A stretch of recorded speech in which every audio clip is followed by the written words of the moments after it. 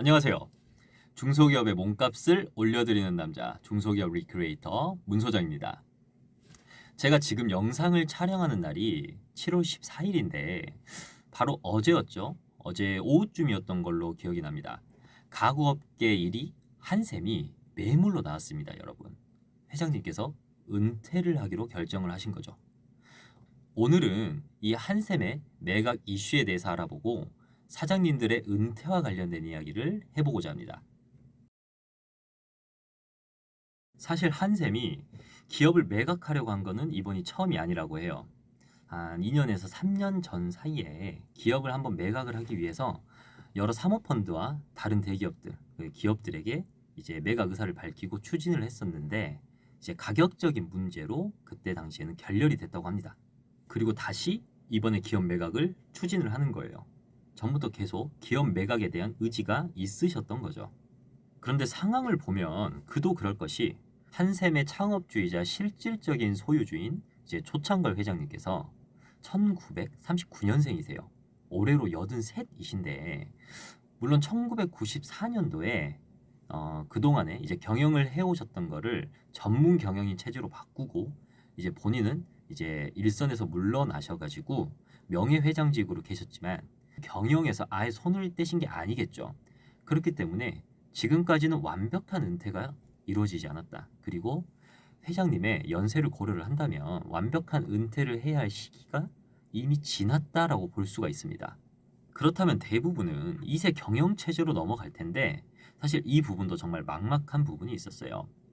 이제 회장님 슬하에 일남 3녀를 두고 계셨는데 이제 장남인 조은차 씨께서는 아쉽게도 이제 고인이 되셨고 다른 세 자매분들께서는 아예 경영에 관심이 없었다고 합니다. 이제 그걸 보여주는 게 이제 지분율이 해보니 모두가 1% 남짓이에요. 뭐 1%가 안 되는 분도 있으시고 1%가 살짝 넘은 분도 있으시고 사실 기업을 승계를 하려고 했다면 지분율부터 높이는 작업을 했을 거고 이제 벌써 이제 한샘에 들어와서 계속 경력을 쌓아가고 있었겠죠. 근데 이제 이런 모습이 아예 보여지지도 않았고 어떻게 보면 기업을 매각을 하는 게 당연한 수순이었다라고 볼 수도 있습니다. 그래서 다시 완벽한 은퇴를 위해서 이번에는 이제 조 회장님과 그 특수 관계인이 보유한 30% 지분을 매각을 하기로 결정을 한 거예요.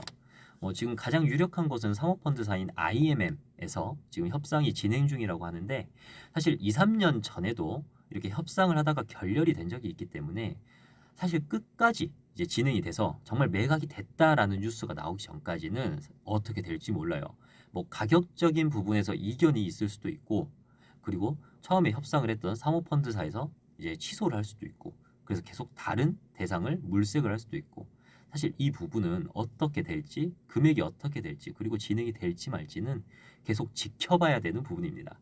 방금까지는 이제 한샘 매각에 관한 뉴스를 간단하게 이제 요약해서 말씀을 드린 거고요. 저는 이 뉴스를 보면서 우리 중소기업 사장님들께서 과연 어떤 생각을 하고 계실까? 이 한샘 뉴스를 보면서 이제 기업을 매각한다, 은퇴를 한다라는 이 부분에 대해서 어떻게 생각하실까라는 고민을 정말 많이 해봤어요.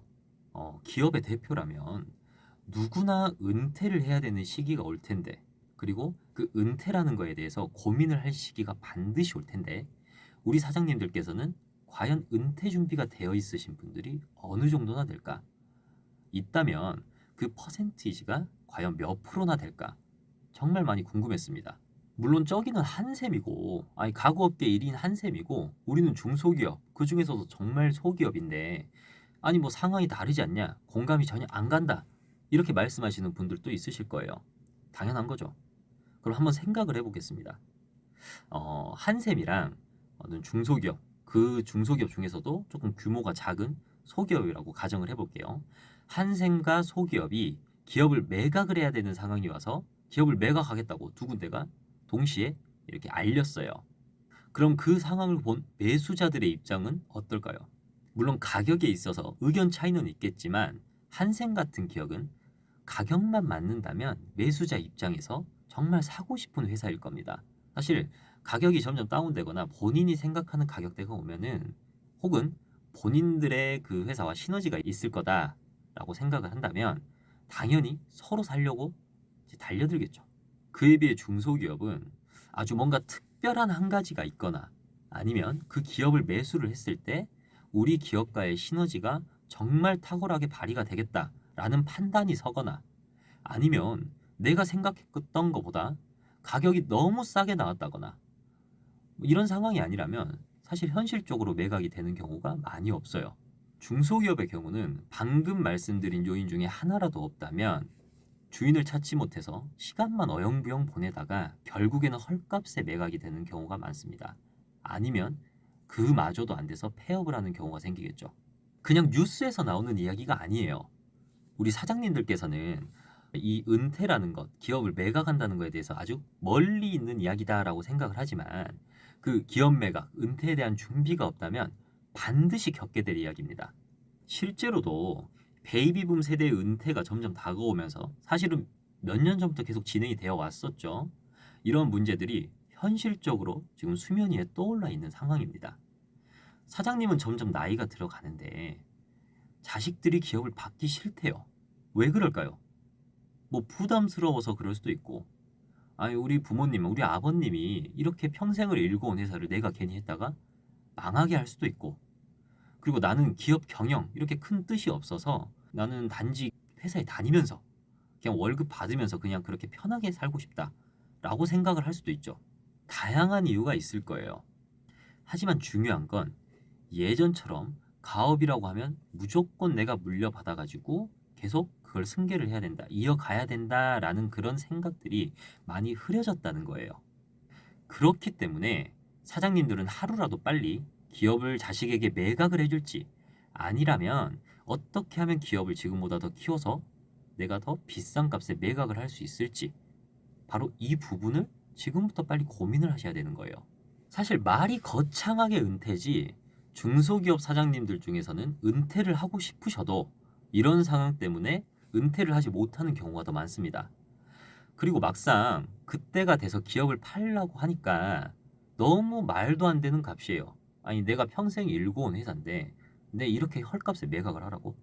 뭔가 이런 생각이 들면 정말 막막하게 됩니다. 왜냐면 내가 지금까지 키워온 이 회사를 매각을 시켰을 때 적어도 내 노후 준비는 되어야 될 정도인데 전혀 그런 게 될 수가 없는 금액인 거예요. 그렇기 때문에 계속 어쩔 수 없이 경영을 하고 계시는 분들도 많아요. 하지만 그것도 그때뿐이지 정말 뚜렷한 대안이 없다면 점점 시간이 가서 어쩔 수 없이 기업을 헐값에 매각하는 경우가 대부분일 겁니다. 그렇기 때문에 앞서 말씀드린 대로 사장님들께서 자식의 기업을 승계할 계획이 없다면 그리고 자식들도 기업을 내가 받을 그럴 준비나 자세가 안 되어 있다면 정말 지금 당장부터 어떻게 하면 우리 기업을 키워가지고 지금보다 훨씬 더 비싸게 매각을 할 수 있는지 바로 이 점만을 고민을 하시기 바랍니다. 그렇지 않으면 어영부영 시간만 보내다가 기업이 팔리는 상황이 올 겁니다. 오늘은 다른 복잡한 생각은 하지 마시고 승계인지 매각인지 바로 이것만 정해보는 시간을 가지세요. 방향이 정해져야 사장님들의 계획도 구체화가 될 겁니다. 그럼 오늘 영상은 이상으로 마치도록 하겠습니다. 꼭 고민해보세요, 사장님들. 그럼 지금까지 항상 사장님들의 성공을 기원하는 중소기업 리크리에이터 문 소장이었습니다.